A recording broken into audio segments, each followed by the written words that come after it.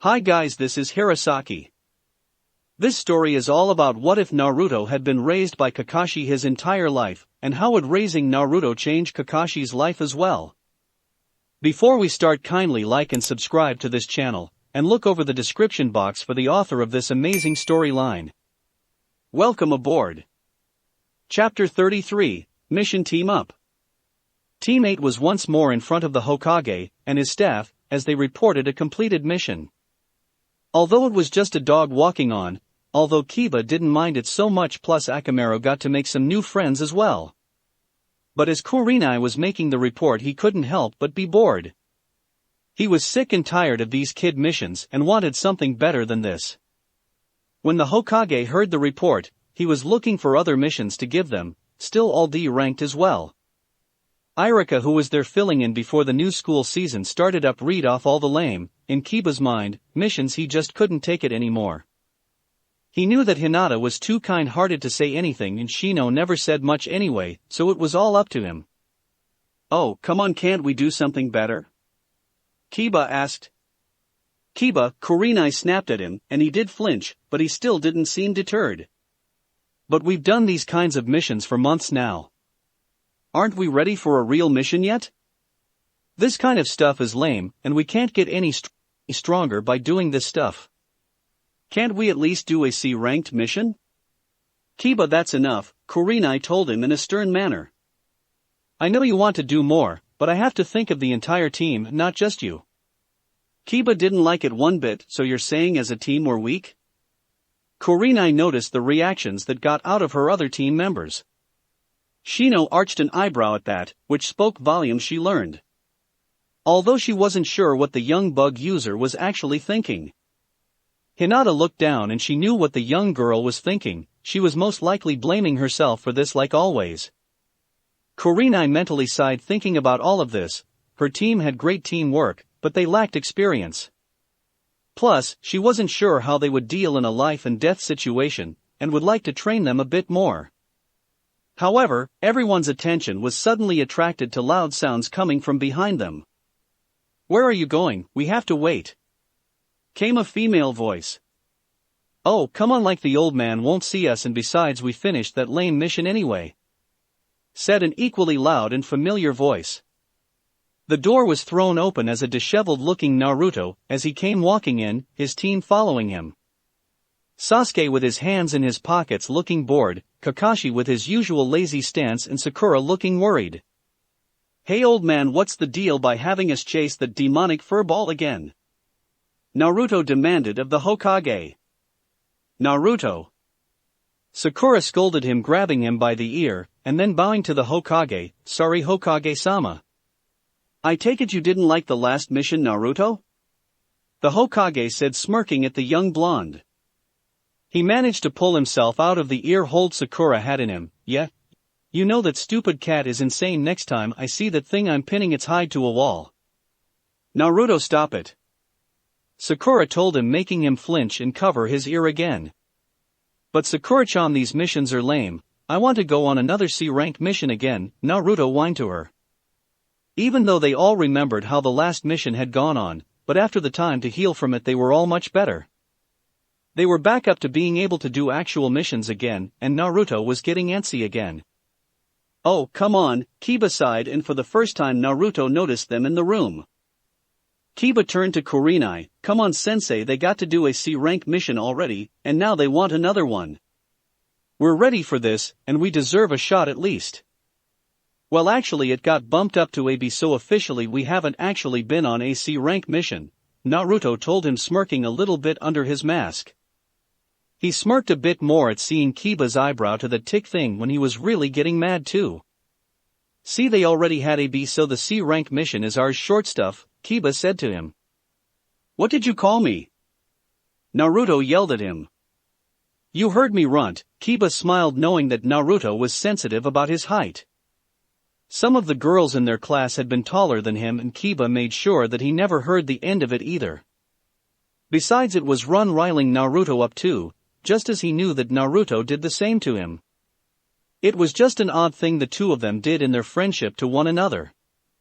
His sister often described the two of them as two dogs trying to get the alpha position, while both trying to get a bone. That had been lost on Naruto when he heard it, but to Kiba and anyone else in his clan that made perfect sense. Kurenai and Kakashi shared a knowing look. They both knew how this could turn out, and how Kiba and Naruto got when they were together for too long. First the name calling, then the arguing, and then both boys would be soon on the ground trying out every grapple hold they could think of. Normally they would let the boys do it just to let them blow off energy, but being in the Hokage's office was not the time and place for it. Naruto, that's enough, Kakashi said, using his father tone of voice in order to get him to listen. Kiba, back down now, Kurenai said, almost like a command to a dog. When she first tried the tone, she thought he might be insulted, but his mother assured her that was how you had to handle him. And it normally worked as well. She guessed it was an Inuzuka thing. All that time spending with dogs, she guesses there would be some transference. Now that she thought about it, she guessed the same was true with Shino and his clan as well. She never thought about that before and wondered if other clans in the ninja world that bonded with animals had the same thing going on with them as well. But that was something to think on at another time, as Irika cleared his throat after the boys had finally settled down. Well, we only have one C rank mission anyway, and the pay for it only means one team can go, Irika said, looking at the file. It's a simple bodyguard duty from here to the country of Wave. Well, then we should get this since we haven't done a C rank, Kiba said, crossing his arms trying to make his point again. Hey, no way, I'm getting stuck with stupid D rank mission like said, Naruto shot back at the taller boy. Irika sighed, I'm not sure either team should do this, Hokage-sama. Given what happened the last time the Genins went on a C rank mission. He said, referring to the mission Naruto had told Kiba about. He really liked these kids and he didn't want them to get hurt. He had seen how they were after the last mission, and it was only now that Team 7 seemed to be back to normal. The Hokage nodded his head, knowing what he was talking about as well. Although it wasn't uncommon for mission ratings to change, given what happened to Team 7, and the emotional shock that it gave them, he was reluctant to give it to either team. Team 7 had just got over things, and he wanted to make sure that they were truly alright. Then he had Team 8 who was still green, as it were, in dangerous situations. So, he wasn't sure if he should give this to either team, or just assign a couple of Chunin for it. Naruto frowned behind his mask. He really wanted to go on a new mission, so why couldn't they do this? He knew how the last mission went, but if the client could only afford one team, then how could he make sure his team was picked? He looked over at Team 8 and saw that Hinata was looking down at the floor deep in thought. He knew that expression on her face. She was doing that self-doubt thing again. Maybe she needed this mission as well. He knew that she had a need to prove herself just like he did, but for her she had to do it for her entire clan. Hey old man, if the client can't pay for more, what if we all split the pay between us? Naruto asked. The Hokage looked at the boy. What do you mean? Well, what if both teams go and we all take half of the normal cost? I mean, I don't really need the money, and mostly everyone comes from a clan here except Sakura-chan and myself, but I'm not hurting for cash like I said. Sakura-chan I know isn't either. What about the rest of you? There was a round of negatives from that. Everyone from a clan usually had decent money anyway. Especially Hinata, since her father was head of the most prestigious clan in the village as well. Sasuke had inherited everything from his clan as well too. So, it really wasn't a question of money for them at all.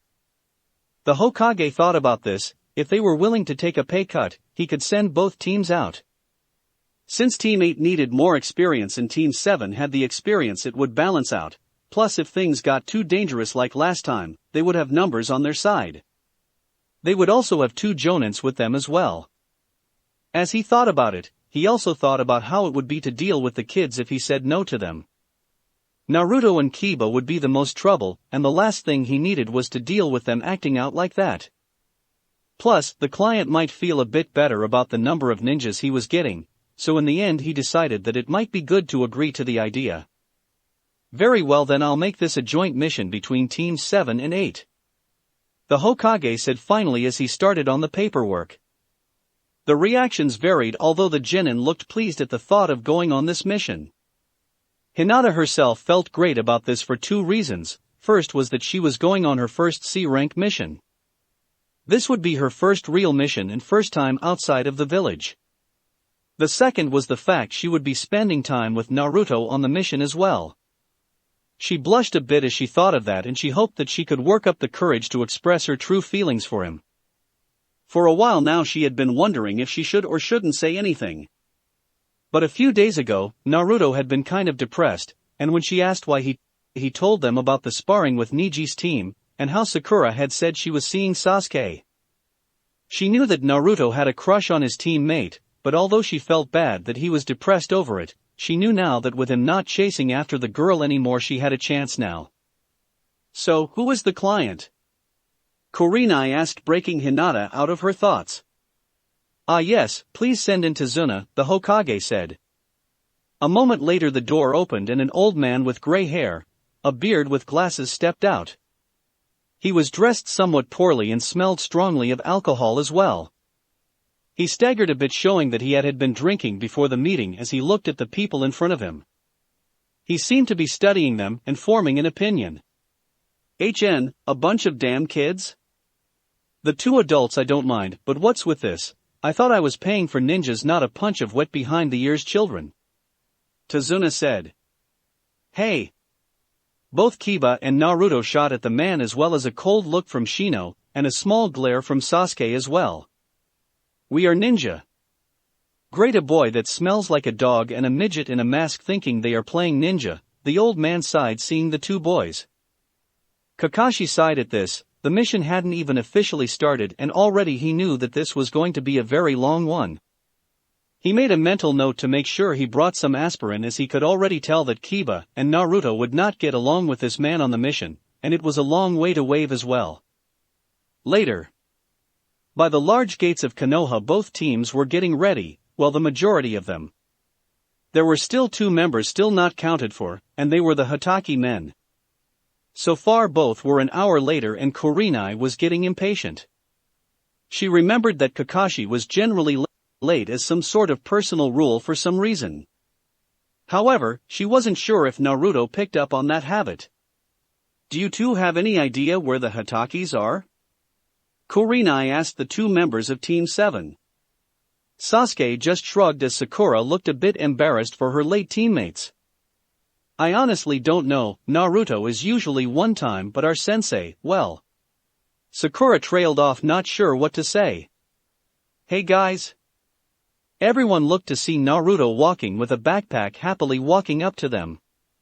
Kurenai looked at the young boy with her arms crossed as she walked up to him. He stopped when the women got in front of him. He knew that look. Anko got that look in her eyes too when she got annoyed with him. He gave a smile up to him, closing both eyes, making him look like a mini Kakashi in a way. Where were you and where's your father? Kurenai asked him. Don't know, Naruto shrugged. I mean, he's normally late, so I decided to take it easy and get in some ramen before we left. Naruto then looked to see the annoyed looks on his friends. What? You all know my dad is always late, so why bother showing up on time? He's got a system, unless it's life and death he won't be on time. If it's a mission he's usually an hour late, and if it's training or something he can blow off for later he can go from 2 to 3 hours late. So instead of just waiting around for his lazy ass, I went to get a snack. Kurenai sighed, pinching the bridge of her nose, although she hadn't had any missions with Kakashi before she knew his reputation, and so she should have expected of this. It also didn't help that for the past hour they had to keep their client happy while they waited. That was already giving her a migraine, as the old man and Kiba were already at each other's throats. So, your father should be here soon then? She asked him. Yep, he shouldn't be too far away actually. He told her. Naruto then saw Hinata, and he needed someone to talk to. He'd been kind of depressed losing out to Sasuke, and although he hadn't really talked with Sakura about it, he didn't feel up to talking with her. So, he decided to walk over and join his best friend. He gave her a warm greeting as she blushed and greeted him back. Hinata was glad for this mission already. This would be the longest time she would ever spend with Naruto in her life, and maybe on this trip she could finally work up the courage to talk to him. The two young teens started talking, mainly just about ordinary things, although they were being watched by Kurenai slightly. Kurenai was well aware of the young girl's feelings for the boy, and watching them now she could see just how badly the young girl had it. She remembered being at that age, so unsure of yourself, and then when boys came into the picture things got very complicated. Looking at them she had to admit it was very cute image, it was just too bad that Naruto didn't seem to notice.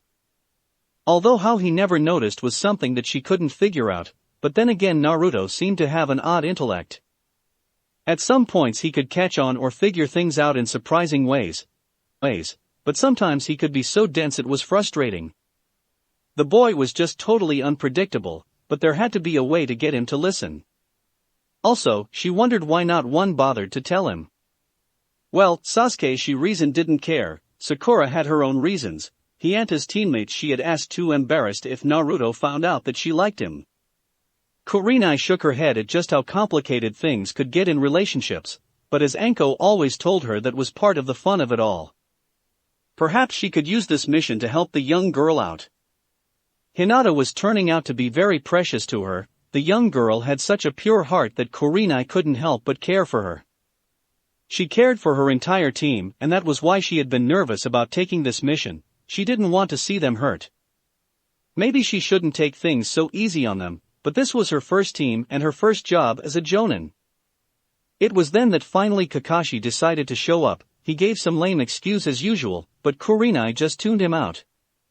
She knew the kinds of excuses he always had from meetings anyway, and that they weren't true at all. Hyuga compound. Hayashi Hyuga was in his study working on several clan affairs that needed him to look at. Being a clan head was always a busy task. He had to not only have the usual political meetings and dinners with the elders and of course with certain business contacts that his clan dealt with. There was also the paperwork such as request forms. New buildings to be created, more supplies needed, wages needed to be handed out and so on. Plus, there were those that needed to be sent to the Hokage for missions that clients asked for their special talents specifically so he needed to send over those that fit the missions. Some of his clans were already in the actual ninja forces like his daughter and nephew, but not all their clan went through the academy. So some Hyuga although were trained as ninja, not all of them were actual ninjas. These were sometimes hired around the Hokage, since none wanted any written information about them being hired and in turn the Hokage turned a blind eye as it were to this for ninjas trained persons who could be sent on missions that couldn't be labeled as official. Plausible deniability in other words, but it did help with the clan's income other than from trading. At the moment he was also looking at a marriage proposal between two members of the main branch. Apparently two members of the clan wanted to put their eldest children into an arranged marriage. Hayashi never was one for these, but it was clan tradition, and as head he had to uphold those traditions. So far everything was in order, and he sighed it off. He just hoped the two children grew to love each other as these things were never made with the children's well-being at heart. That brought his thoughts to his two daughters. Most times in the past both daughters would have been promised to someone already, but many knew of Hinata's gentle nature so many thought she wasn't worthy. Another issue was that unless something happened to Hinata, Hanabi would be put into the branch house, and no one in the main branch would want to enter into an agreement with someone on their way down. And no one in the branch would ever think of asking for the hand of someone in the main house. Hayashi sighed at how the clan politics could get. Sometimes he wished to just wipe the slate clean, but he couldn't. That was the reason he was pushing Hinata so hard. Weakness in the clan, even if it was just perceived as weakness, had a way of making trouble for you. She was coming along but she still needed to catch up, or else something could happen that he didn't want to happen. If Hinata was found unfit to lead she would have the seal put on her, and cast out of the main house, and Hanabi be put in her place. The trouble was if Hinata couldn't get strong enough before Hanabi was old enough, Hanabi would have the seal placed on her then with both daughters in the branch family and nowhere things would get ugly for the clan. A new head of the clan would be made and among the main branch there was no clear succession, that would mean infighting that could lead to a civil war with the Hyuga. He had to prepare and avoid that, but his power could only give Hanabi a certain amount of time. A knock on his door got his attention as he called whoever it was to enter. He saw his twin brother with his youngest daughter enter the room. She gave the formal bow as she entered with her uncle. "Yes, what is it?" he asked of them. "I was just coming to inform you that I will be leaving the compound today," Hanabi said. "Oh, and why is that?" Normally you didn't have to give reasons, but given her position, and what happened to Hinata years ago, both daughters had to make it known when they were leaving, and when they might be back for security reasons. "I was just going to meet Konohamaru. He said he wanted me to meet two friends he made," she explained. Hayashi ran the name through his mind and he remembered who that was. It was the third Hokage's grandchild. He remembered that the young boy apparently had met the resident masked boy that had her eldest daughter's attention. From what he heard of the dinner conversations with the family, the young boy seemed to be having a case of hero worship for Naruto.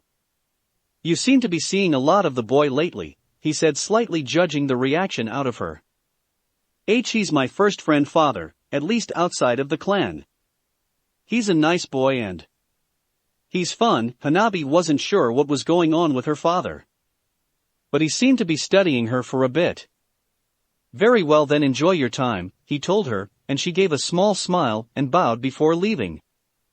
After she left, Hizashi judged his elder brother for a bit before speaking. "What are you planning, brother?" What do you mean?" he asked, looking neutral at him. "Don't give me that you never were able to lie to me," Hizashi smirked at him. "You're planning something." "I'm thinking of seeing if the Sarutobi family would be interested in a possible union with Hanabi." Hizashi's eyebrows lifted up to his brown, which for a Hyuga was a very surprised expression. "You sure about this?"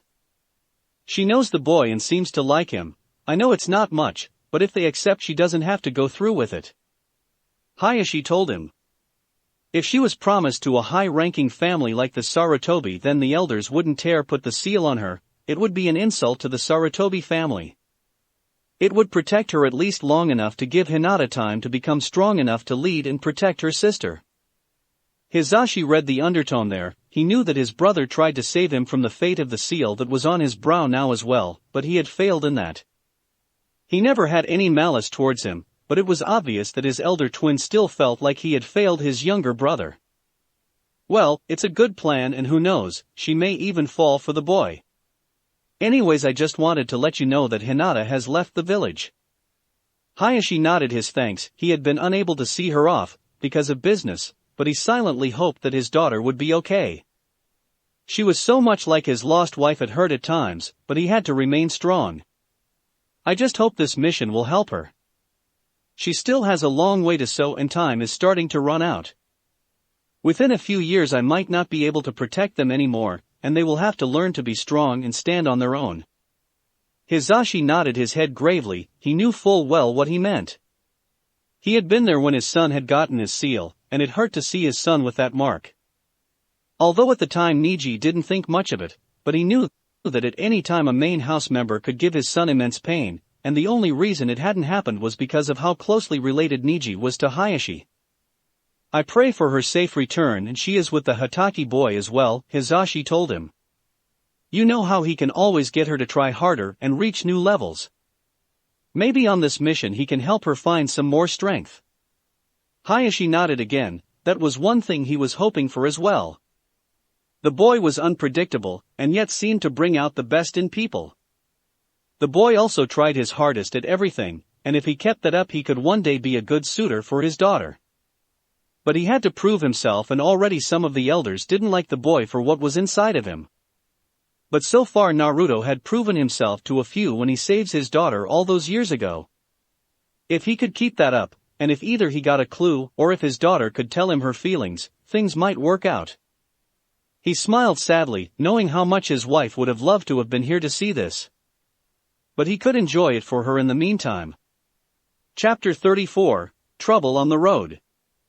Kurenai sighed to herself as she was walking in the lead with Kakashi. He was reading his book just like always. She didn't like the fact that he brought out that book in front of children, let alone in front of his own son. She gave up on trying to get him to put it away, although she also had to worry about Naruto, Kiba, and their client. Normally Naruto and Kiba argued out of their friendship, but when you adding in Tazuna, With the amount of yelling and arguing those three did, it was amazing that people from water country didn't hear them, and they were an island nation far away. Sometimes she wondered if she was a Jonin sensei or a surrogate mother at times. Kakashi was little help, although she had a suspicion that he was enjoying her uneasiness. "Hey, Sasuke-kun," Sakura asked as she walked up next to her teammate. "I was wondering, after the mission, you want to go on a date sometime?" Sasuke sighed mentally. He really didn't like it when Sakura acted like this. Why couldn't she act more like a real kunoichi, like the leader of Team 8? Kurenai was the perfect example of the kind of ninja a female should be. Someone that was professional and powerful was the type of girl he looked for, but apparently there were none in his age group. Although that 10-10 girl he met was pretty close to the type he looked for. But he wasn't exactly looking for any type of relationship just yet. He still needed to get stronger. He had been getting stronger, but he still wasn't good enough to take down Itachi. Sasuke noticed that she was waiting for an answer. "Remember that favor you owe me for pretending to be your boyfriend in front of that weird guy in green?" Oh yeah, Sakura had actually hoped he forgot, but whatever it was, she would do it. After all, she gave her word, and one thing she admired about Naruto was that he always kept his word. Besides, if she went back on her word, how could anyone trust her ever again? Sasuke looked at her seriously. "In return for that favor, I don't want you to ever ask me out again, ever." He walked off, leaving Sakura behind, who had just stopped in her tracks. She felt so crushed at that moment as her whole body just seemed to sag. She couldn't believe that he had just asked her for that. She had to do it as it was the favor, but she never expected him to do something like that. She started walking again when she saw that she was going to get left behind, but her mind was elsewhere at the moment. Had she just lost any change with Sasuke now? Why doesn't he like me? Sakura wondered. Damn it, we should never had made that deal. Inner Sakura screamed out. Does he not like me? I mean, does he think that I'm ugly or something? Sakura asked herself. She was thinking of her forehead and still remembered all the teasing she had gotten from it when she had been younger. Did he think that her forehead made her look like a freak? All the old self-doubt started to rise up in her again. Even after all this time, there was a part of her that was still that scared little girl with no friends who ended up going home crying from being bullied. Ino had helped her to grow out of it mostly, as had her other friends, but it was hard to get over some complexes. She walked on in silence as the self-doubt started to eat away at her confidence. Hinata was with Naruto, and she was beaming on the inside. She couldn't believe that she was on a mission with him. Although at the moment he seemed to be sulking after Kurenai basically made sure that he and Kiba were in opposite ends of the column with their client in the middle. She smiled at how he was childishly crossing his arms, and she knew he was pouting behind his mask. I can't believe we're being treated like kids, Naruto muttered to himself. It's that old drunk's fault anyway. He keeps calling me short. I'm not short. I just haven't hit my growth spur yet, and when I do, I'll be as tall as Dad, and then people will stop calling me short. Hinata giggled at this, and Naruto turned his attention back to her. He smiled at her. If there was one nice thing on this trip, it was that he had his best friend here. He felt more at ease with her around here as well. He was thinking about something, and maybe she could help him out. Hey Hinata-chan, can I ask you something from a girl's point of view? Huh? Oh okay, what is it, Naruto-kun? He scratched the back of his head. Well, I know some things about girls, but apparently I don't know enough. He had read through his dad's collection, and although a few things still caused him to blush red, and it was how he had learned about the birds and bees from, he learned how to flirt, how to compliment, but given he had lost Sakura to Sasuke, he thought that he must have been missing something. What do girls really like in a boy? I mean, how can you get a girl to like you? Hinata blushed red all over her face at this. She started to fidget with her fingers again as she looked down at the ground. Well, it's different for each girl. Some like strong boys, others like sensitive types, others like those that are carrying, Hinata told him. Naruto sighed as this was more complicated than he thought. Although he most likely had a better idea than most boys his age on some things to do with girls, he still didn't understand them. It would be years later when he finally figured out that no man could figure out a female totally. But at this point he was just trying to figure out why he lost out to Sasuke. Listening to Hinata made it seem that maybe he just wasn't Sakura's type. Although why she liked emo jerks with littler personality he never understood. He just sighed in defeat that maybe he and Sakura weren't meant to be, although he would still be there for her like all friends. He would stop bugging her about things like dates. She always gave him a maybe, but nothing much more than that. Maybe it was best to just be friends with her, and that was why she did that. She didn't want to ruin their friendship. Naruto felt like slapping his face, so that's why she never went out with me. She didn't want to ruin our friendship. It's like with me and Hinata-chan, she wouldn't want me to ruin our friendship either. Man, I should have thought of this earlier. Now it all makes sense. She's not friends with Sasuke really, so she went after him, but we've been friends for years. But now what am I going to do? I mean, I didn't know girls like different types of guys, so how do I know what types there are? I know, I'll ask Hinata what she likes in a boy. That will give me an idea. Hey Hinata-chan, what types of boys do you like? Naruto asked. What? She said, her eyes widening. I just want to know what you like in a boy, Naruto told her. Hinata's heart was racing as her mind started to work out why he was asking. Is he asking me because he wants to know if I like him? Does he really like me and he wants to make me notice him? What do I tell him? Hinata was fidgeting a bit more as she was really nervous at this point. She eventually decided on just going with how she felt about Naruto, what she liked about him. Well, I like boys that are caring to their friends, who always stand up for them, and is always there for them. I like boys that are fun to be around with good sense of humor, and who always make those around them happy. I like boys who are courageous and strong too. Naruto thought about that. He tried to think of someone like that, but he was coming up with a blank. He didn't know anyone like that unless it was someone in the Hyuga clan or a village boy. He wasn't sure why, but the thought of some mysterious boy that Hinata liked didn't sit well with him. Then he thought about Hinata kissing some boy, and he felt his jaw clench for some reason. He blinked a few times and pushed the thoughts aside. He didn't understand why he felt like that, as she was just a friend, right?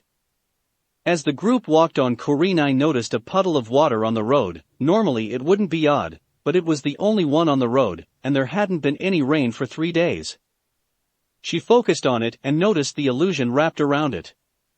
She tensed as she was getting ready to strike when she felt Kakashi's fingers on her hand.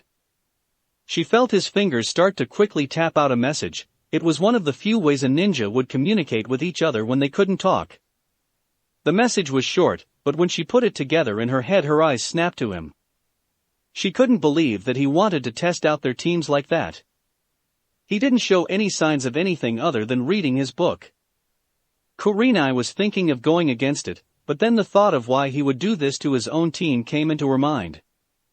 After their last big mission, it took time for his genins to heal, and so then the real reason he wanted them not to interfere hit her. He needed to see if his team was truly ready to be back in the field. You could prepare all you want, but unless they actually faced real danger, he couldn't tell if they were over the last mission. She also thought of her own team. Kakashi's had gone through something nasty for the first time, and she didn't want her own team to go through that. She eventually came to the decision to let Kakashi do it his way for now, but the moment things got too dangerous she was stepping in. Just as they were passing the puddle, that was when the two ninjas struck. They like to have been known as the Demon Brothers, a couple of rogue ninjas from Mist. They had been told the old man had gone to Konoha for help. At first, they were worried, but the old man wouldn't have enough for a Jonin or a more experienced team. When they saw 2 Genin teams, they decided to stick with the original plan. They would have to take out the 2 Jonins fast. If they didn't, they wouldn't stand a chance. So as soon as the kids' teachers were in range, they jumped out. They liked to use poison-tipped claws with a razor-sharp chain connecting them. As twins they had always fought together, and their teamwork was top-notch. Their chain managed to get the 2 Jonin, and they ripped them apart. It turned into pure chaos after that. People yelled out as it was nothing but confusion at the moment. One of the Demon Brothers took sight of Hinata. The young girl had never been in a real combat or real danger like this. She suddenly had a flashback to when she had been kidnapped as a small child. She remembered how scared she had been, and she just froze. The brother chuckled to himself as he saw an easy kill and ran at the girl. "Hinata, get down!" Naruto yelled at her, but she was frozen solid. She wanted to move, but her body wouldn't let it.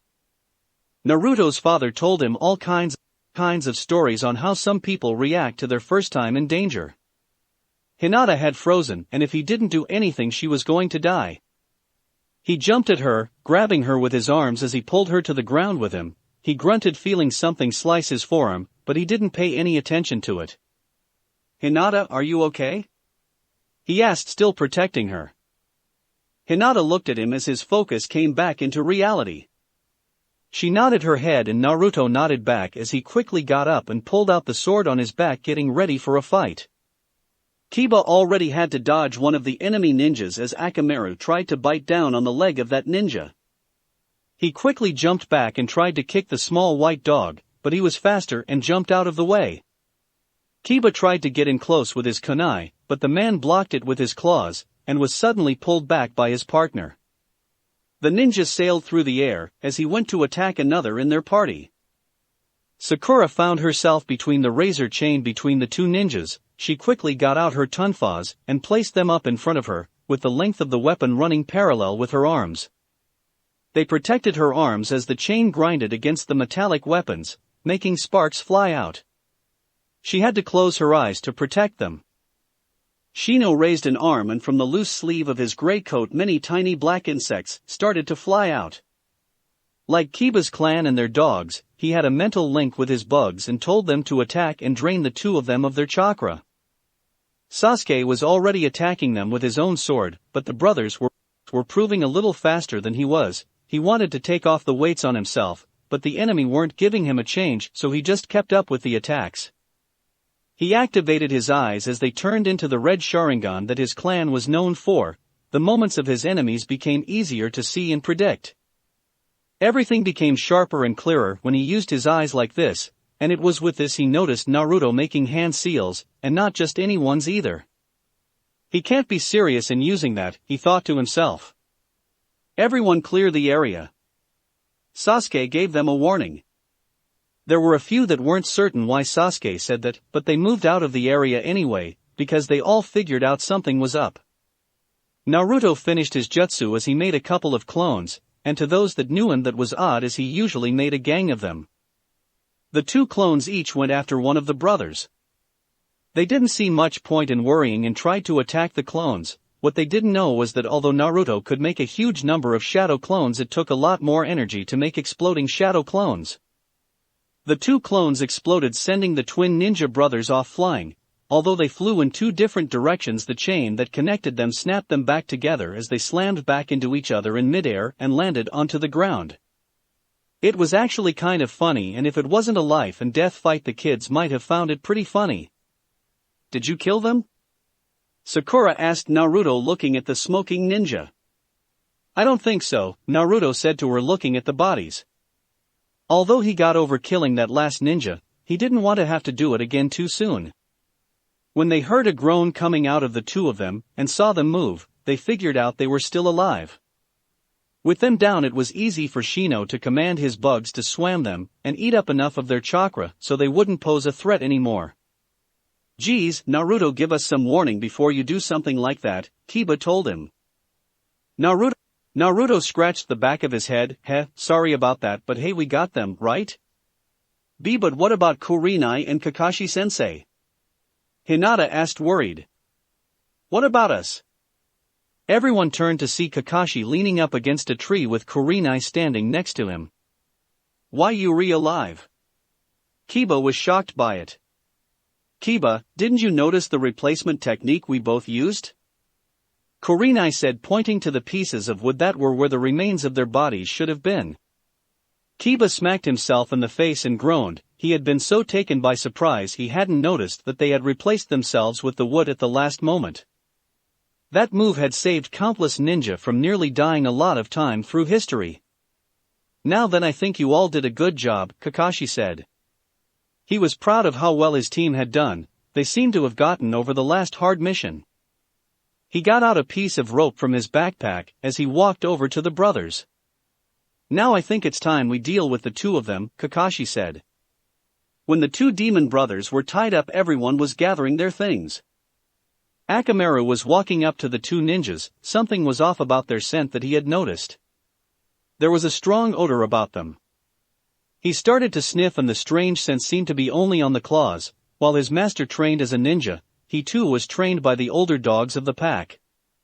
They told him what to sniff out, what harmful scents were, as well as other things. Akamaru didn't know what type it was, but he could smell the poison on the metal. He turned to his master and barked out the warning. Kiba turned to look at his partner. Like all of his clan, they had a bond with their animals.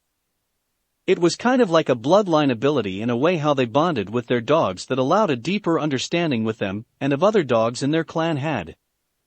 "What do you mean poison?" Kiba asked as his puppy yelped out a few more times.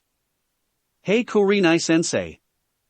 Akamaru says these guys had poison on their claws." Was anyone hurt?" Kurinai asked them all. Naruto looked at the place where he had been hit protecting Hinata. He hadn't noticed with the adrenaline going, but he was cut. He wasn't sure if he should be worried or not. He knew that the stupid fox inside of him healed injuries, but he had never been poisoned before. "Naruto-kun!" Hinata cried out, seeing him look at the bleeding wound. She automatically went to check on it, as she was more worried than nervous at this point. She knew that he had gotten that protecting her. Because she had hesitated, he had been hurt. All that she was thinking was that it was her fault because she still wasn't strong enough. Kurinai and Kakashi walked over as they watched Naruto roll up his sleeve of his shirt to show the wound. Kakashi looked at it as Hinata got out the medical supplies.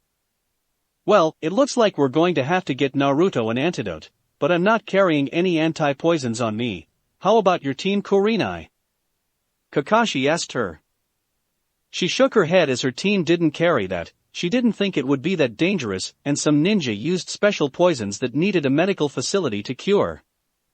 "So, what does that mean?" Kiba asked. "It means we'll have to go back to Konoha to get him cured," Shino said. Kiba didn't take well to that. It was his team's first big mission, and he wanted to complete it. Shino didn't say much, but you could somewhat tell the bug user wasn't too happy with the thought of failing the mission as well. Sasuke scowled at going back. He didn't say anything, but the boy looked like he didn't like this any more than anyone else. Naruto could see this and looked at the wound on his arm. He could remember a few ways to deal with poison, and there was one thing he could do. He didn't want to turn back either. They had a job to do, and he always saw things to the end. They didn't run when things got tough last time, and although the ending of that mission was something he would carry for the rest of his life, he had grown from it. "No, we're not going back," Naruto said loudly, getting everyone's attention. "We took on this mission and we're not quitting because I don't quit. We agreed to protect him and take the old drunk home, and I'm not going to be the one that makes us fail this mission." He drew out a kunai and stabbed it into his forearm, to the shock of everyone there. The blood slowly started to flow out of the wound as the poison was being drained out of it. He learned this trick from stories from his dad's day in ANBU, and from a lesson at school. Although it did hurt, he could take the pain. "I swear that I will never fail, that I'll always go on no matter what," Naruto said, using his own blood as a way to seal his own deal with himself. Kakashi blinked a few times and smiled under his mask. Naruto sure was surprising, and he was proud of his son's attitude. He always did see things through to the end no matter what. Although now he was wondering what the bridge builder wasn't telling them. Those two had been Chunin-level ninja, and someone doesn't hire that kind of ninja for a simple old man. "Well, Naruto, that's all well and good, but you might want to put a bandage on that before you bleed to death," Kakashi said off-headedly. "Ha!" Naruto looked at his bleeding arm for a second. Someone get me something to stop it with," he said frantically as Hinata tried to use the medical supplies she had on him. It wasn't easy to calm Naruto down and for Hinata to use the bandages and medical salve she had on her. Kurinai just wasn't sure what to make of Naruto. At one moment he was like a different person, and then he could switch at the drop of a hat. She had known him for a bit, but Anko knew him better than she did. She sighed as she let Hinata dress the boy's wound. She noticed that Kakashi was motioning her over to him. So, she walked over to him as he then spoke to her in a soft voice. "I think we should have a talk with our client." Her eyes hardened as she nodded, and they both looked at the old man. She too had figured out that there was more going on here than he had told them about, and she wanted answers. This was supposed to be a simple C-ranked mission, and now it was already getting close to a B rank. Something wasn't right here, and she wanted to know what they had gotten themselves into. They walked up to their client as Kakashi gave him a solid hard look with his single eye. He may be a lazy jonin at times, but when things were serious you would have hard-pressed to find someone as good, powerful, or as scary as Kakashi when he got serious. "I think we need to have a little talk with you, Tazuna," Kakashi said in a cold tone. The old man looked at the jonin, and then to Kurenai, who had an equally cold and hard look in her red eyes. He swallowed, knowing that he had lied about being protected by only bandits. He would have to tell them everything now, and he only hoped that they wouldn't just leave him on the road undefended. If they did, he didn't have enough money to hire any more ninja, and he would never make it back home. "Alright," he sighed as they led him off to the side for a talk. Hinata was finishing up taking care of Naruto's injury. She was putting the final touches on the dressing on his arm. Naruto smiled a little at how much care she was taking with it. Although he knew by now that the stupid fox would most likely have healed up his injury, he didn't want to have to tell her why she didn't have to worry. She actually wasn't bad at this, and the salve she put on did help ease the pain too. "You're pretty good at this, Hinata-chan," he told her. She blushed and her hands shook a little, but she managed to finish. "And Naruto-kun, I'm sorry." "Ha! Sorry for what?" "Be because of me you got hurt." She looked down, not meeting his eyes. She just focused on helping him. She was still a burden, it seemed. Her first time out, and she froze, and Naruto ended up hurt because of it. She thought she had improved, but when everyone needed her, she had failed them. "Hinata, what happened can happen to anyone. My dad told me countless times that he's seen people do the exact same thing first time in a real battle." Naruto told her. "You didn't," she whispered, looking down as she finished her work. "Yes, I did," he told her gently. She looked up in shock. She couldn't believe that Naruto of all people had frozen. He started to explain the first time he really had been scared. "When I was little, a couple of bad guys tried to kidnap me too. Uncle Guy saved me, but I was scared. I couldn't sleep alone and had nightmares for a long time after it. It took me time, but I got over it, but it's something I can never forget it either." "And Naruto-kun?" Hinata trailed off. She never knew that the same thing that had happened to her had happened to him. He never really talked about his life before they met. He kept saying that it wasn't important. Then Naruto looked at her, smiling with both eyes closed. "Anyways, so all you have to do is get stronger. You fall, you just pick yourself up and keep trying. You never give up, because if you do, then you can't get better, and I know you won't let the same thing happen again." She smiled at him, and gave him a small nod. He always made her feel better about herself, and for some strange reason she always felt she could become a better person with his help. Just then the adults returned with Tazuna looking like a dog that got scolded by its owner. Both Kurenai and Kakashi told the old man to tell their teams exactly what he told them. The old man sighed as he told them that he didn't have enough money to hire more protection, and had lied about the dangers. He was building a bridge to connect his land with the mainland. It would improve the economy, and lots of the land's resources were going into this project. A criminal named Gato had a stranglehold on his land. He was bleeding them dry. This bridge was the only way to help the country, as they couldn't rid themselves of the man.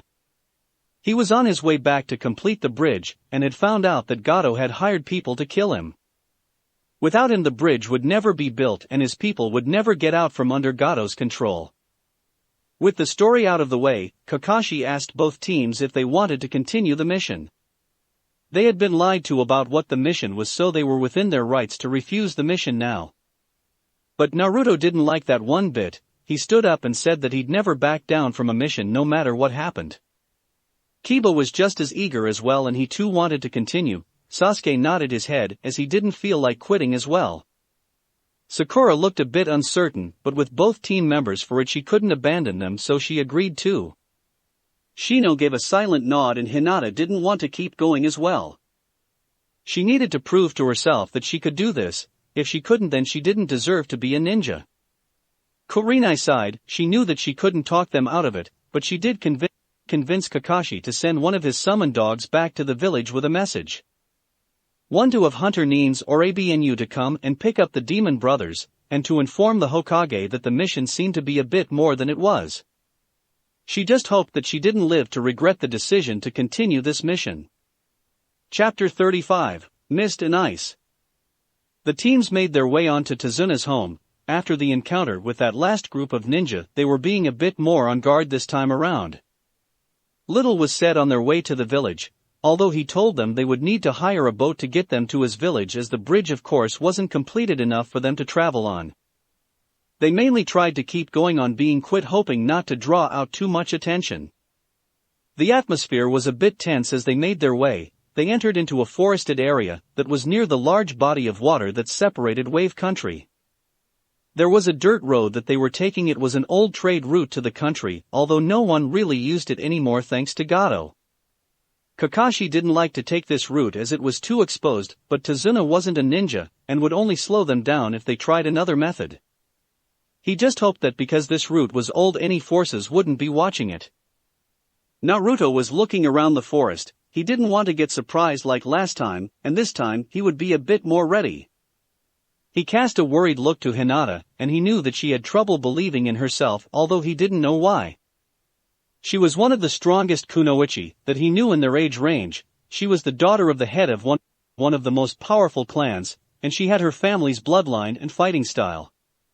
She had a lot more going for her than most of the females in their class, so he didn't see the problem.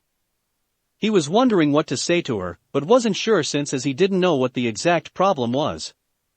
He looked to see Kiba and Akamaru sniffing around for trouble. Shino looked calm and relaxed, but that wasn't new. Sasuke looked like he actually wanted a fight, and Naruto was eager to get into a fight as well, but when he saw Sakura, he noticed that she had been looking depressed lately. He would have asked her what was wrong, but his dad said they had to try and be silent from this point on, and so he never could get the chance. He didn't like to quit, although his dad kept telling him that silence was a good friend to a ninja. He just never liked it. It just went against who he was really. He sighed as they walked along the road until he noticed a rustling in the bushes. At first he thought it was an animal, but it was a bit big to be one. It had to be someone waiting for them, and he slowly went to his weapons pouch on his leg. "Gotcha!" he shouted as he threw the kunai into the bushes, startling everyone there.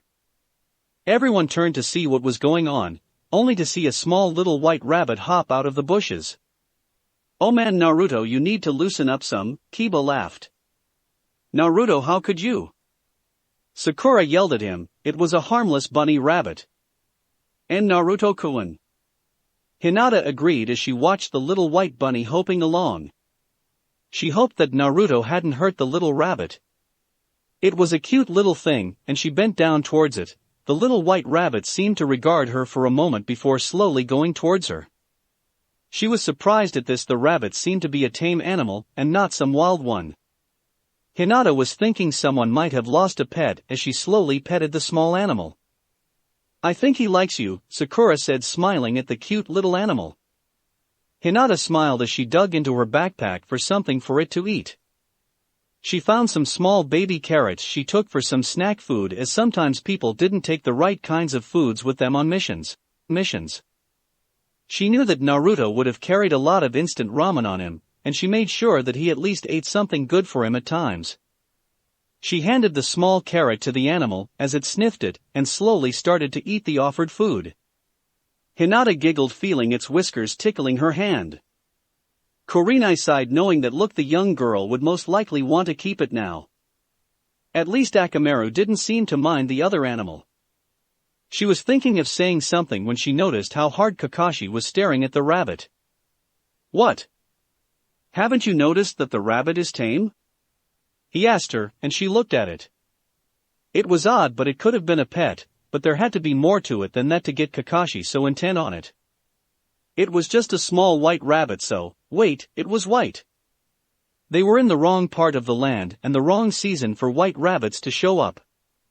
The only way both odd things about the rabbit would happen is if someone kept it around for something like substitution. Everyone down! Kakashi yelled out, and quickly everyone went down.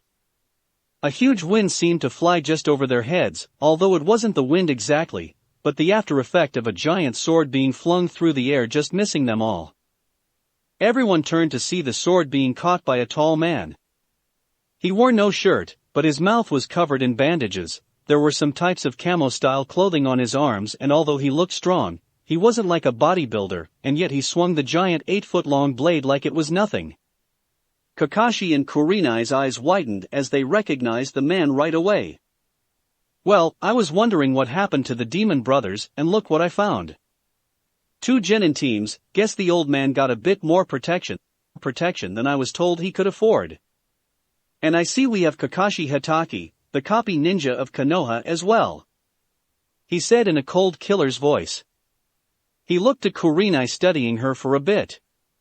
I don't know who you are though. Kurenai wasn't sure if she should be thankful a killer like this didn't know her or insulted. I'm Kurenai Yuhi.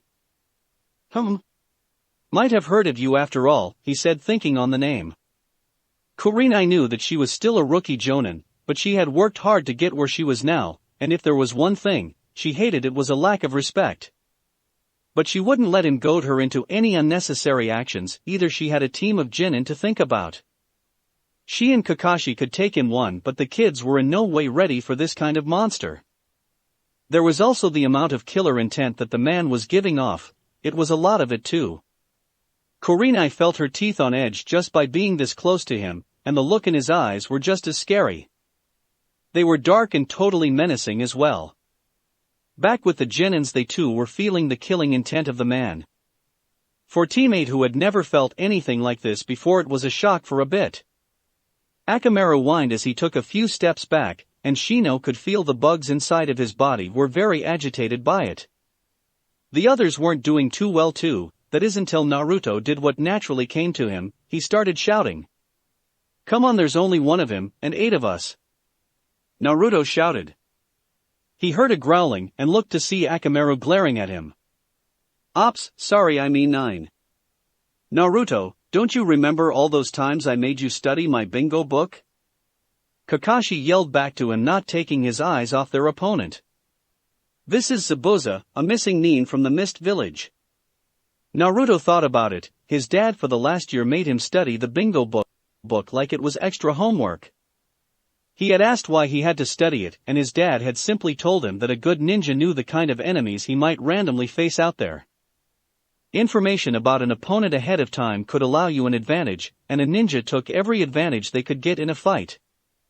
So Naruto had studied it, and his dad even told him some stories about them too.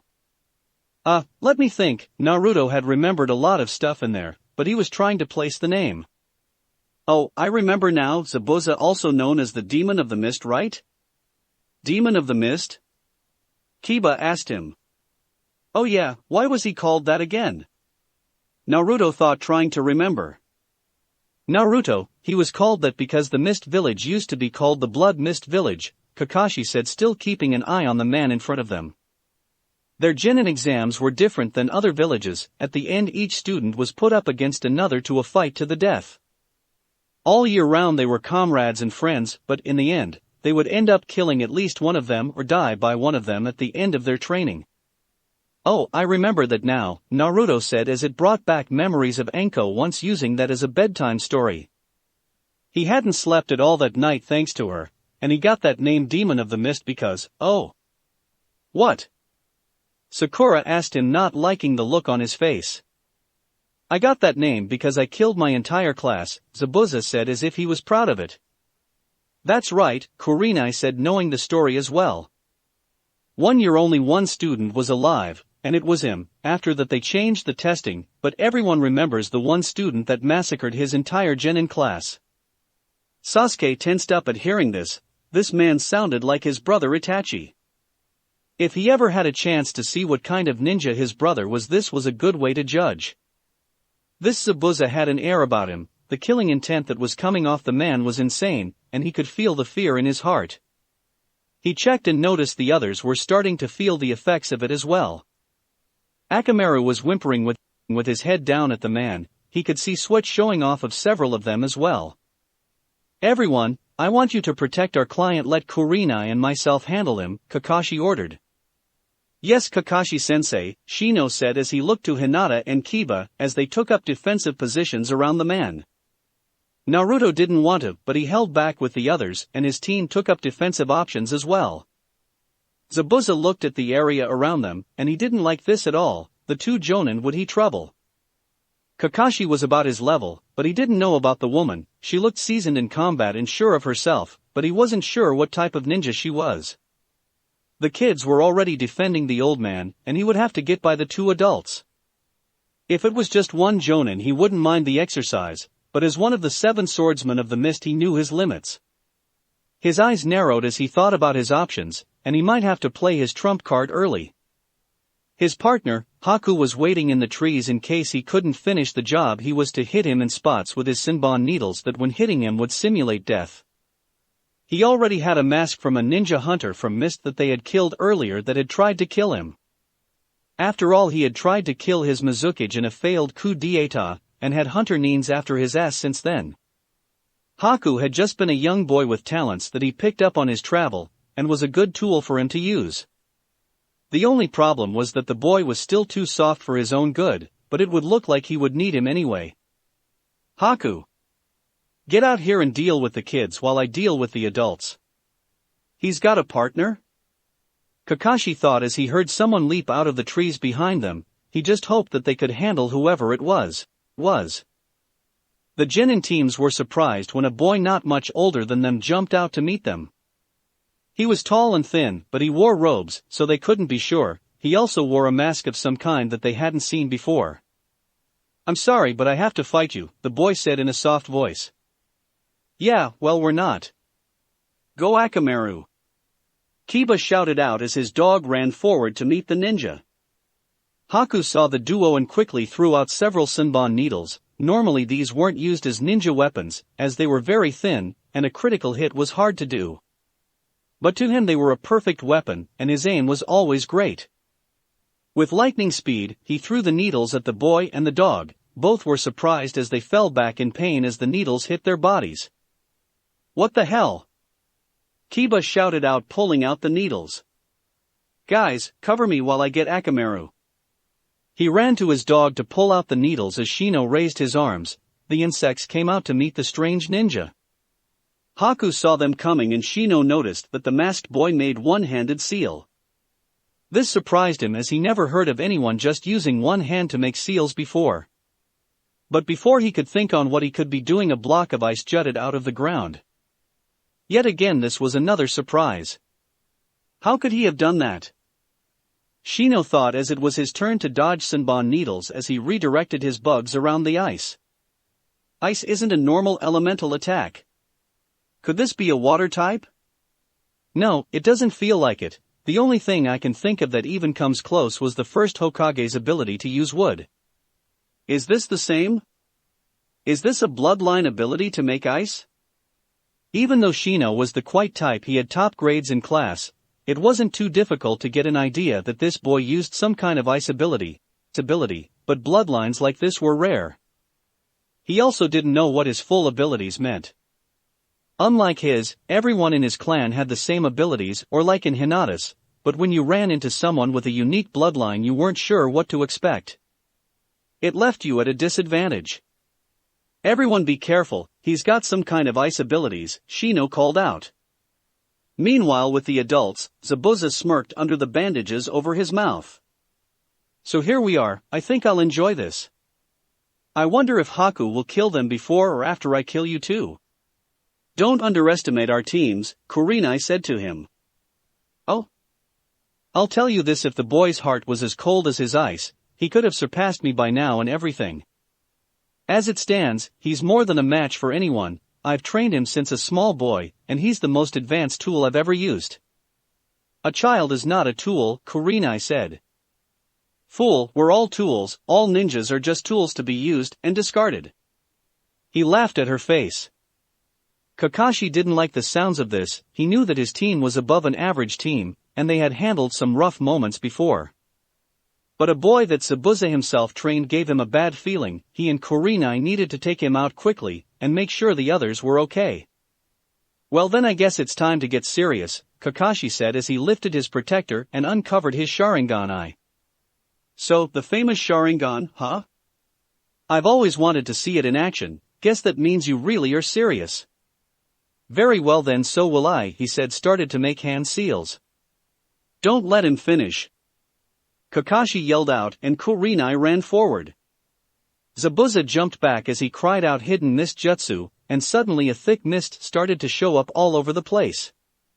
Kurenai lost him for a moment, but dodged back feeling the wind of his blade coming towards her. She jumped back with Kakashi as he was looking around just as she was. Heart, lungs, liver, brain, throat. A voice came from the mist. These are just some of the ways to kill a person in one move. What's he doing? Kurenai softly asked. Zabuza is a master of the silent killing technique, Kakashi told her seriously, looking for the man. Suddenly a form came at them. Kakashi got his kunai up and just managed to block the sword coming at him, but he could feel the pain in his limbs from stopping the force of the blow. He was also certain his kunai would break if he tried that again. Kurenai didn't wait time and ran below the blade and stabbed him in the chest with her own kunai.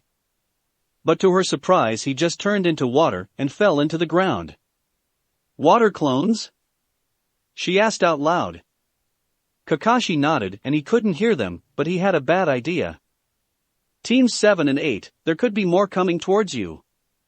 Kurenai looked shocked at him as she knew why he warned them. Zabuza could be also sending clones to help this Haku person as well.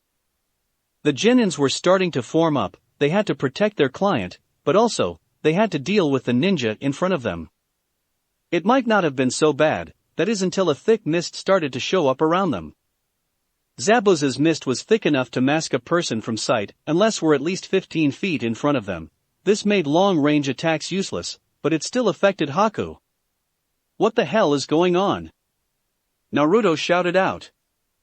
How the hell should we know? Sasuke asked, irritated. Hinata, can you see what's going on? Kiba asked his teammate. Hinata nodded even though he couldn't see him. She closed her eyes and activated them, the veins protruding slightly from her skull as she opened her eyes. With them she could see through the mist, but she gasped out loud. There was more than just one ninja now. She called out to them to be careful of this. Kiba had pulled out the last of the Senbon needles as Hinata let out a warning. He couldn't smell anything, but Akamaru could sense something and barked out a warning as he jumped back as a huge blade hit the ground where he was. He couldn't believe how close that came. He put Akamaru on his head and pulled up the hood of his jacket to keep him tucked in until he could walk again. Well buddy, looks like this is going to get interesting, Kiba said to his small dog. Hinata found herself with Sakura as they were guarding the client. Hinata, warn us if someone is coming, okay? Sakura said with her tonfas out and ready. Hinata scanned the area feeling very nervous, as was Sakura, only less so. The amount of killing intent that was being sent out was chilling to the bone. Hinata looked and her eyes widened as a large form was coming towards them. She yelled out as it came at them. Sakura was closer and held up her weapons in defensive as the massive sword hit into her metal weapons. The jarring force of it made her arms numb. She felt a swift kick to her stomach as well as she hit the ground, but she rolled with it and jumped up back into a defensive move. She saw the shape of the ninja coming at her as she dodged and tried to swing one of her weapons back at him, but he dodged them. Hinata saw all of this but didn't move, at least not at first. She remembered how she had done nothing and Naruto had gotten hurt because of her. She was now watching Sakura and the other girl could get killed and she couldn't move her body. But she thought about all her friends fighting and how they could die without help. She had to help them. She couldn't afford to be weak at this moment. I won't let them down again, not this time. Hinata thought to herself. With it she launched herself at the Zabuza water clone. He noticed the girl and went to cut her in two. Hinata easily ducked under it, and it was enough time for Sakura to hit the taller man in the back of the knees with her tonfas. The man growled out as he dropped to his knees. Hinata took her shot and placed several palm strikes to his chest, making the clone dissipate into water.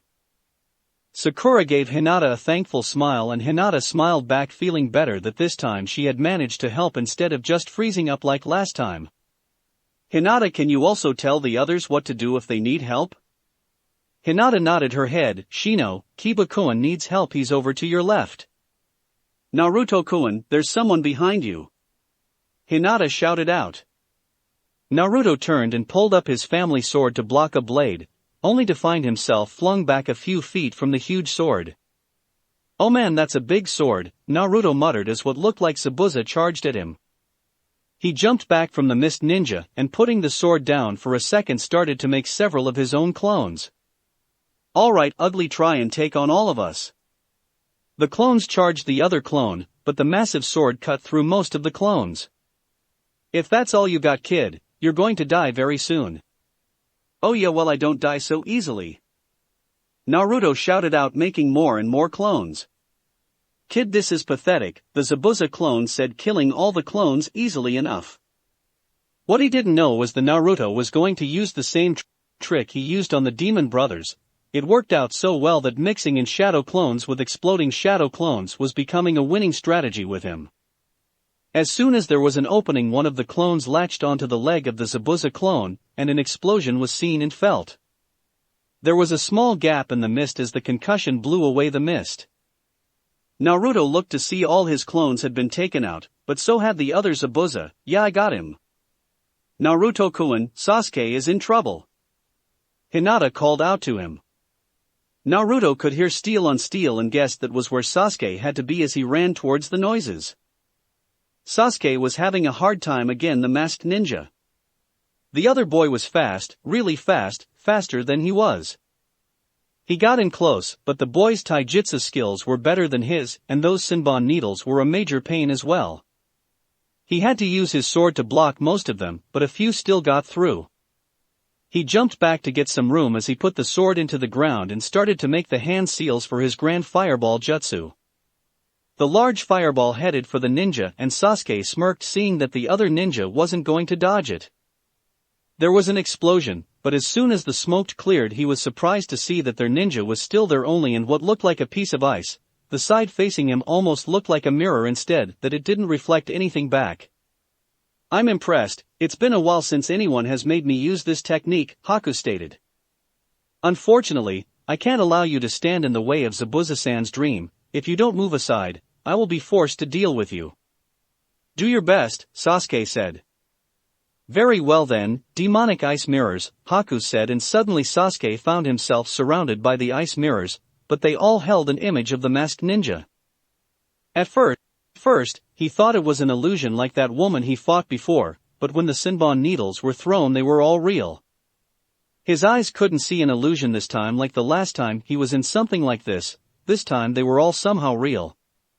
He tried his fireball jutsu again, but he only managed to slightly melt the edges, but they just froze over again. If he could, he would try those other fire jutsus that he had been working on, but in this kind of enclosed area, they would do a lot more damage to himself than the enemy ninja. Damn it, this guy's better than that other missing nin. There has to be a way around this. I can't get out, but if someone were to attack from the outside it might work. At least it's better than just charging right in, or they would be as stuck as I am. Hey, Sasuke, how's it going? Naruto shouted out as he jumped into the ice-mirrored cage. Sasuke just stared at him for a moment. Idiot. Naruto just ignored the look. So you're trying to kill the old man, huh? That's not exactly a good thing in my book.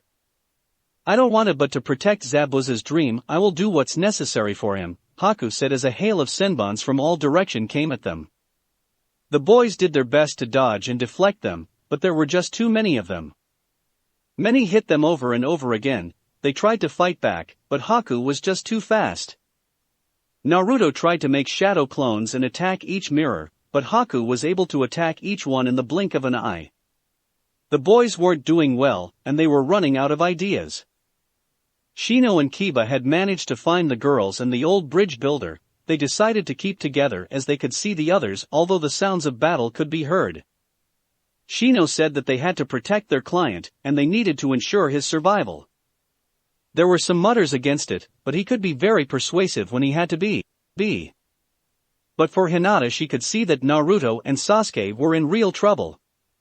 She couldn't stand watching as both of them were being hurt more and more, and she just stood there. Seeing Naruto go down again in a yell of pain was just one time too much. She broke free from the group. She heard them yelling at her to come back. She was sorry, but she had to help him. All the time Naruto was the one that helped her, but she had never really helped him out when he was in trouble. Without thinking, she ran up to the ice mirrors, seeing Naruto on the group and a group of senbons heading for him. She didn't think as she jumped to cover him. She gave a small cry as the needles hit her back and arms. Naruto was expecting the impact, but suddenly felt something very warm covering him. He heard a whimper of pain, and when the pressure left, he looked up to see Hinata's smiling face.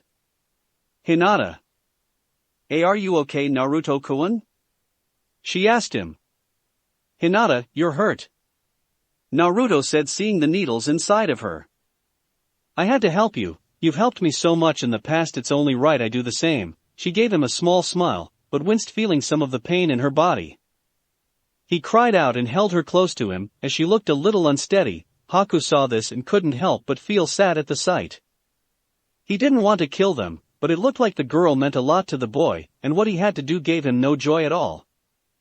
He continued his attack, but was surprised by the girl's abilities. She was able to dodge them much better than the boys, and with her bare hands was able to hit the center of his senbons, knocking them out of the way. "I'm sorry, but I have to end this. This is taking too much time," Haku told them all. Before they could give a replay, the masked ninja fired a horde of needles at them all. Naruto felt the blinding pain all over his body. As he slowly tried to get up, he went to look on Sasuke and Hinata, but they were both on the ground. He ran over to them. The fear in his heart was racing through him. "Sasuke, Hinata-chan!" he yelled out as he checked on them. They were hardly moving, and they didn't look too good either. "Damn it, I guess I couldn't kill him after all," Sasuke groaned out. "Don't say that like you're going to die, you bastard," Naruto told him. Sasuke gave a rare smile at him. "An idiot to the end, huh, Naruto?" The boy went limp and he heard Hinata coughing as he turned to her. "Hinata-chan, just hang on, okay?" "And Naruto-kun, I'm sorry I wasn't strong enough." "You are strong. How many times do I have to tell you that?" he pleaded with her. Sasuke was already gone, and he couldn't lose Hinata. She was too important to his life, his first and best friend. She meant so much to him that he felt like he was dying on the inside. "And Naruto-kun, I've wanted to tell you that, Lo. She passed out and fell still at that moment. "Hinata-chan? Hinata!" Naruto shouted out, feeling the tears coming out as he held her limp body in his arms. "No. You can't die, you're not supposed to die." "I'm sorry, but as I said, I can't let you get in the way," Haku stated. "You think that makes it all right?" Naruto said, his voice getting deeper. He was shaking all over as he looked at the boy. Haku noticed something odd about his eyes. They were red now, and he could have sworn that they had been blue earlier. Then Haku felt it, a large pulse of chakra and killing intent, the likes he had never felt before. Naruto clenched the sword in his hand as the blade glowed, but this wasn't the white glow that it was known for. It was red now. In fact, a massive red chakra seemed to erupt from the boy as everyone in the battle felt the sudden surge of power. Haku was so surprised he nearly missed. All the needles were somehow forced out of the boy's body, and he came at the mirrors even faster than before. The sword, which left a red streak as it moved, actually cut into the mirrors, nearly shattering them. "I have to end this quickly," Haku thought, worried. "I don't know what's going on, but he's gone berserk. I have to deal with him now, or I might not be able to do it later." As Naruto was on the ground, he tried to appear in the top mirror and try to stab the boy from the air. But he seemed to know, or at least moved fast enough to dodge. The next thing he knew, his kunai was cut in half by the boy's sword and felt his wrist being crushed in the boy's hand. He was surprisingly strong, and looking into those pain-filled red eyes he froze at the sight of them. It was nearly like looking into the eyes of a demon, and the killing intent and chakra were so intense he couldn't even move. Naruto shifted his sword hand to the blade was facing away, as he slammed his fist into the boy's face, sending him flying into one of the mirrors, and then landing into the ground. Without his concentration the mirrors melted into water, but Naruto didn't care. The tears were flowing through his eyes as he ran at the boy. Haku managed to get to his knees as he saw the boy coming at him. The mask being damaged fell apart, and Naruto could see the face behind it for the first time. He saw the hurt face there, but it was the eyes that he couldn't help but see. The eyes were filled with a pain and regret that seemed familiar to him for some reason. He wanted to kill this boy, but something inside of him couldn't help but look at the boy's eyes. The image of that ninja he tore open came to mind at the last second, and he stopped the blade at the boy's throat. "Why?" Naruto shouted in his face with his sword resting on the boy's neck. "Why what? Why are you so ready to die? Why did you have to kill them? Why are you working for someone like Zabuza? Tell me why." Naruto shouted out, feeling the tears on his face. Haku gave him a sad smile. "I had no one. I was going to die in the cold alone, hated by everyone just because of my ability. In Mist, everyone with a bloodline ability is hunted down and killed. It was Zabuza-san that found me, trained me, he gave me my life back and gave me a purpose again. My dream is for him to achieve his dream, and if it means my life then so be it. So please kill me now. I'm nothing more than a broken tool for him now.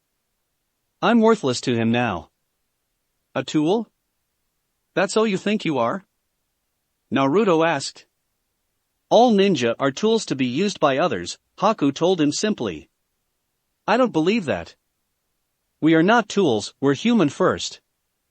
We all have lives, hopes and dreams, and tools don't have any of that." Haku gave him a warm smile then. "You are truly unique. I wish I had known you better in life. I'm sorry I killed those close to you, but please end me now." Naruto closed his eyes. He didn't know what to do. This boy just reminded him too much of himself. Kakashi had adopted him and taken him in when he had no one, and had been a good father to him. And now this boy had the same thing done to him. If it was Kakashi, then Naruto would die to protect his father as well. But to just think of yourself as just a tool, with a dream that wasn't even your own in life. Then there was Hinata and Sasuke behind him. He wanted to kill him for that, but he also pitied him too. He didn't know what to do. With Kakashi and Kurenai, they were having a major fight on their hands with Zabuza. The man's reputation was well worth it, as they had a hard time with him. He created a large water dragon at them that they managed to dodge it, although he didn't exactly let up with that either. That large sword of his was trouble, and the man moved in and out of the mist like he was a phantom. Zabuza wasn't going easy on them either, as both jonin were now fighting on the lake trying to keep ahead of the man. "I think it's time for a little bait and switch," Kakashi whispered to her. Kurenai nodded her head, knowing what he was talking about. It would just take the right moment to get it set up. It was a complex genjutsu that she was preparing, and it needed a lot of concentration. Zabuza came at them again as Kakashi threw down smoke bombs. He could fight through the mist, so some smoke wouldn't do anything for him. It was also the best time to get his water prison jutsu for them. He would have to use both hands, but he could wait until they were drowned in the water. As he came through the smoke, seeing the two jonins, he smirked as he had them right where he wanted them. As soon as they stopped moving, he gathered the water around them into a sphere, shoving a hand into each sphere to control the prison. He knew he had them as he saw their surprised looks, but something was wrong. He could feel no real change in pressure in the water. It was almost as if he jumped out of the way as Kakashi came flying out of nowhere, nearly attacking him from behind. He let the prison go as the illusion of the two jonins inside vanished. He had to admit that illusion was good. If he hadn't known about the weight difference in the water, he would never had known. He turned to face Kakashi when he realized that he couldn't see where the woman was. Just as he was about to move, something strange happened. A tree was suddenly growing out of nowhere, but the thing was, it was growing around him. He knew it was an illusion, but it was so real that he couldn't even move. In a swirl of air, the woman seemed to appear out of thin air. Demonic illusion, tree-binding death, she said as the jutsu was completed. You should never underestimate someone just because you never heard of them. Apparently so, the man said back, glaring at her. Across the area, Haku had prepared himself for death, but something was wrong. He could feel something wrong with Zabuza. He cast a look and he didn't like what he could see in the mist. For years he had trained enough to be able to see through it enough to know what was going on. I'm sorry, but it seems I can't die just yet, Haku told him with a sad smile. Before Naruto could react, the boy made several hand seals with his one hand and suddenly vanished right there. Across from them on the lake, Zabuza was held in Kurenai's tree as he stared down Kakashi. He could tell that he was finished at this moment, and he couldn't break out. Kakashi came running over to him with his Chidori charged up and ready to pierce his chest. He didn't blink or look away. If this was how his life ended, he would stare it straight on and meet death itself unflinching or afraid. Kakashi got closer, but when he was within a few feet, the boy Haku suddenly appeared out of nowhere in front of him. Kakashi's arm was already extending, and it seemed time slowed down as he locked eyes with the boy. He seemed sad, and yet he held a purpose in him. He was sacrificing himself for Zabuza. He could hear Naruto yelling out to him to stop, but he wasn't sure he could at this moment. Kakashi thought that he had passed the point of no return as he watched his hand moving towards the boy. He was getting closer and closer until... That's it for this reading. Hit like and subscribe for a free ticket pass going to the different worlds of anime fanfictions. Looking forward to having you on board again.